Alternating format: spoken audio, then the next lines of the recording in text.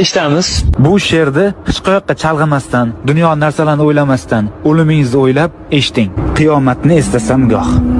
Dildan chiqar titrog'u sazo, farz qilgani Alloh taolo, mening qancha namozim qazo.